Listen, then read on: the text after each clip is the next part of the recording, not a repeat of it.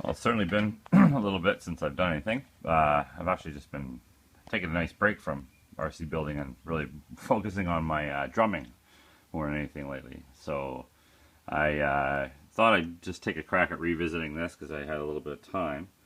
I was originally trying to lay a 90-degree motor, a little N20 90-degree motor on its side in there, so I didn't have it to stick out down here like this. I was using a 60 RPM motor. For whatever reason, I could get it to rotate the one direction, but as soon as it tried to pull it the other way, it just bind. I ended up ordering a 30 RPM motor, and I was going to sit and wait on that for a week and a bit still before it showed up, but I got a little impatient, and I thought, yeah, I just would like to see if I could try just using a regular motor. So you can kind of see under there, I've got this guy down here, and I really didn't want to have it sticking out so far, but it is working really nice, and I'm quite happy with it.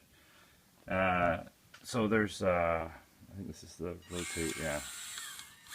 There's the rotation right there, working nice and smoothly. And then here's the bucket tip right there. Yeah, I have no limit switches on these guys, so I really got to be a little bit mindful of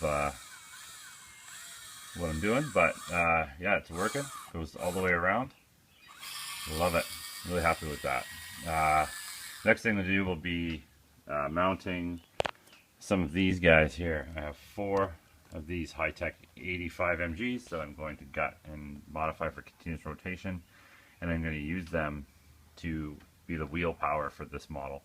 So it should have some really good torque. I'm going to have to either take the spare piece I have here, which I got off of another model, and get it all prepped up to match this receiving piece here, the turret, or what I can do is just 3D print some pieces and cover these holes that I've made, because I've made quite a few holes in that piece to try and sort out a rotation for it and with a motor, and it just ended up being left with a bunch of holes everywhere. So I got to patch a bunch of stuff up there, but it should be pretty good. I got a 3D printer to help me out with that, so I'm pretty excited about it. Yeah, I think that's a 30 RPM motor, and that's a pretty reasonable speed.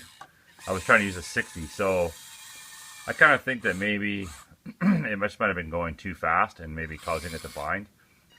Maybe I might have luck if I used a 30 RPM in there, because it's going slower, and I think it would just be a lot easier for the pinion gear to move around the spur gear. So yeah, that's my my Ausa front end piece right there right now, turning and dumping. I'm going to, yeah, like I said, work on those 85 MGs at some point and run all those up on one ESC.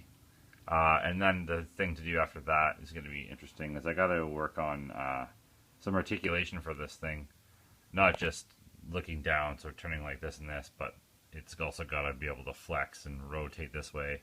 I have a couple ideas in mind of what I might be able to do to make that work, because I'm basically going to fix the wheels to this model and then make the suspension happen between these pieces and the back piece here, wherever that is. So this is the spare part right there, so that goes something like that, you know. So yeah, anyways, that's what I got going on with that right now. Slowly chipping away at it. Like I said, I've been doing this for such a solid long time, and I've been neglecting my drumming, which is something I'm extremely passionate about, and I just thought I should give some more attention to that. So drumming's taking priority right now, and it's going well, and RC building's going to kind of take a bit of a back seat, but I thought it'd be nice to show people some stuff that I'd come up with. The idea for this I actually totally did not come up with.